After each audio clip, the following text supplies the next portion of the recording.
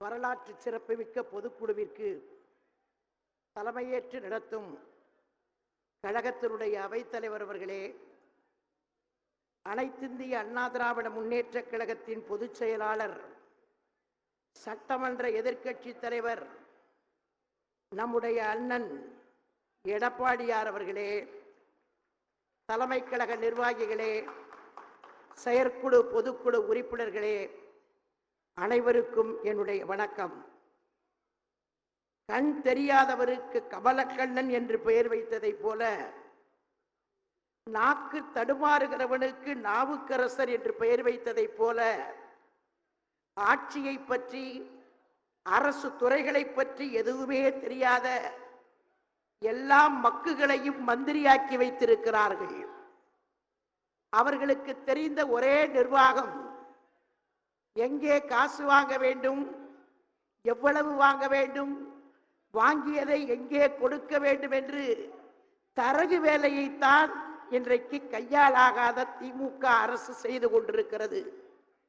கொள்ளையடித்த பணம் துபாயிலே வெள்ளையாகி கொண்டிருக்கிறது. இதைத்தான் விஞ்ஞான ரீதியிலே ஊழல் என்பார்கள். குங்கும பொட்டோடும் கும்பிட்ட கையோடும் உறவாட வந்து பகையாடிய துரோகிகளை தோளுரித்து தொங்கவிட்டவர் நம்முடைய அண்ணன் எடப்பாடியார். கசாப்பு கடைக்காரன் காந்தியம் பேசுவதை போல இந்த அதர்மவாதிகள் எல்லாம் தர்மயுத்தம் என்றார்கள். அரசியல் வரலாற்றிலே ஆக்கிரமிப்பு செய்த அமெரிக்காவை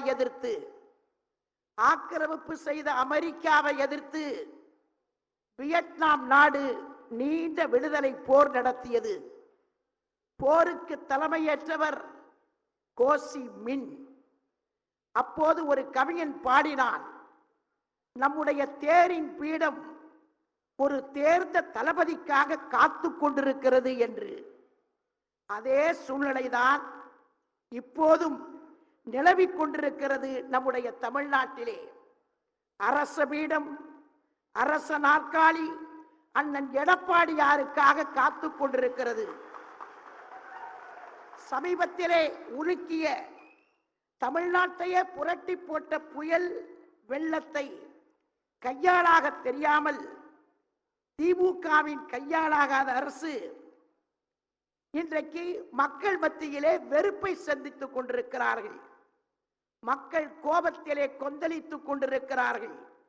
எரிமலையை போல குமுறிக் கொண்டிருக்கிறார்கள். மக்களின் கோபம் என்ற புயல் காற்று நம் காதுகளிலே ஒலித்துக் கொண்டிருக்கிறது. குமுறும் எரிமலையை நம் கண்கள் பார்க்க தொடங்கி இருக்கிறது. அரசியல் வரலாற்றிலே அறிவியக்கத்தின் பங்கு மகத்தானது.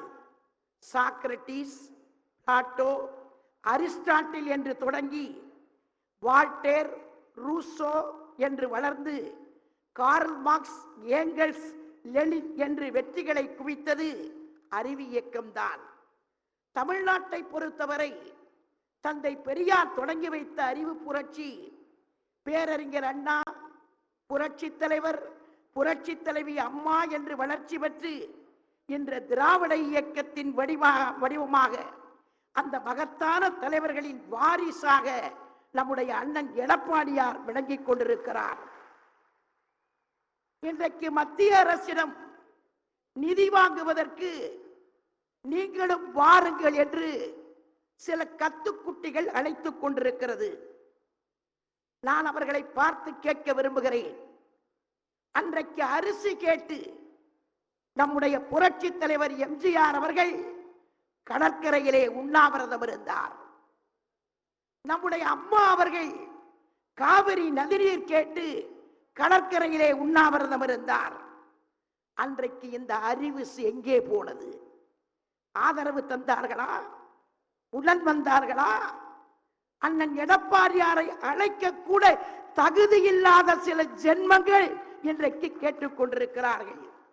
அண்ணன் எடப்பாடியார் அவர்கள் சாதாரண விவசாய குடும்பத்திலே பிறந்து வளர்ந்தவர். அவர் கிளைக்கழக செயலாளராகி வந்து இன்றைக்கு இந்த நிலைக்கு உயர்ந்து நிற்பவர். ஒரு தொண்டனுடைய கண்ணீரும் வியர்வையும் எவ்வளவு வலிமையானது என்று அண்ணன் எடப்பாடியார் அறிவார். அண்ணன் எடப்பாடியாரிடம் அம்மாவை பாருங்கள், அண்ணன் எடப்பாடியாரிடம் புரட்சி தலைவர் எம்ஜிஆர் அவர்களை பாருங்கள். அவர் நமக்கு வழிகாட்டுவார், களத்திலே அவர் நமக்கு தோள் கொடுப்பார், துணை நிற்பார். நம்முடைய பகை விலகும், நம்முடைய வெற்றி தொட்டுவிடும் தூரத்திலேதான் இருக்கிறது. கடுமையாக உழைப்போம். அண்ணன் எடப்பாடியாரை மக்கள் விரும்பியபடி முதலமைச்சராக ஆக்கி காட்டுவோம் என்று வீர சபதம் எடுப்போம்.